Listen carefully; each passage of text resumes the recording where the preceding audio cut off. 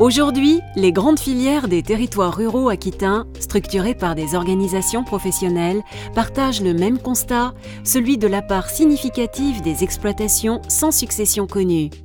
Quelles conséquences pour ces filières et pour ces territoires? Illustration dans les filières de la vigne, de la forêt et du jambon de Bayonne. Comment on structure une filière? En essayant de fédérer toutes les énergies, de fédérer tous les maillons de cette filière, du producteur jusqu'au salaisonnier, jusqu'au distributeur. Et donc on n'y est pas trop mal arrivé ces derniers temps, mais aujourd'hui on peut dire que le talon d'Achille de la filière, c'est la production. Bon, en ce sens qu'il y a beaucoup d'élevages qui ne sont pas repris. Il n'y a pas d'éleveur hors cadre familial qui vient s'investir dans la filière. Et ce n'est pas bon pour le jambon de Bayonne, ce n'est pas bon non plus pour la deuxième IGP qu'on vient d'obtenir, Port du Sud-Ouest, pour la troisième IGP, celle de Salis de Béarn, puisque tout est lié, quoi. Et au final, dans notre filière, ça peut fragiliser l'IGP. Un constat qui conduit les professionnels de la filière à chercher des solutions innovantes. Est-ce que ce ne serait pas, dans un premier temps, aux structures économiques à investir dans la production, avec la possibilité pour les producteurs, le moment venu, ou pour les salariés, de prendre des parts et de reprendre la majorité à terme dans des structures de production. Mais il faut aussi accompagner les éleveurs qui se destinent à reprendre l'outil de leurs parents. C'est pas dramatique ni désespéré, mais il faut quand même anticiper, quoi. Il faut voir les problèmes et bien essayer de trouver des solutions qui permettent de pérenniser la filière. Trouver des solutions. Dans la filière vitivinicole, la même question se pose. Direction la cave des vignerons landais de Tursan-Chalosse. Aujourd'hui, la cave a un défi à relever, c'est le renouvellement de ses vignerons. Nous avons fait des enquêtes à l'intérieur de la cave pour analyser cette pyramide des âges.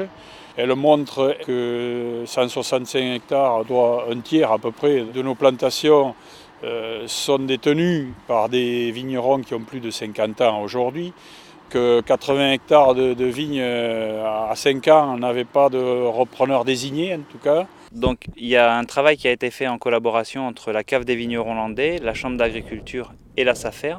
C'est un défi qui va être important à relever dans les 10 années à venir, trouver des repreneurs à ce foncier-là. Pour atteindre de tels objectifs, il faut non seulement sensibiliser et séduire les repreneurs, mais également multiplier les arguments. Il nous faut entrer en contact avec les lycées agricoles, rechercher des jeunes passionnés par la culture de la vigne, parce qu'il faut être passionné par cette culture pour l'exercer, et ensuite créer des îlots viticoles structurés, et montrer aussi que la coopérative de Tursan s'inscrit dans le développement durable, question qui interpelle les jeunes aujourd'hui, les attentes sociétales par rapport à l'environnement. Pourquoi pas la culture bio de la vigne en Tursan? C'est à l'étude et ça risque de se faire très vite pour suivre le développement de la culture de la vigne dans les Landes et en Tursan en particulier.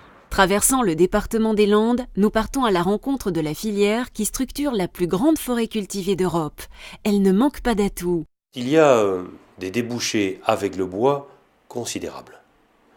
Nous ne touchons pas encore suffisamment du doigt ce qu'il est possible de faire avec et la fibre du bois, mais également la chimie verte. On le voit, les raisons ne manquent pas de s'intéresser à cette forêt composée à 98% de propriétés privées familiales.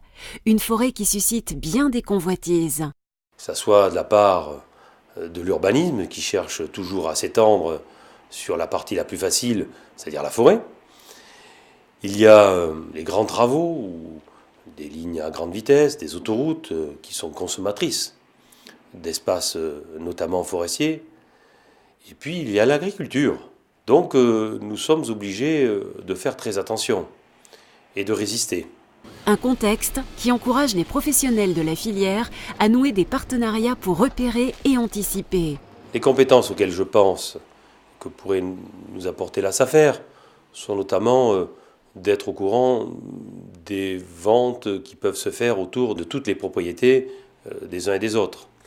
Pour que l'on soit sûr que l'on fasse toujours du bois pour alimenter l'industrie et pour faire du bois.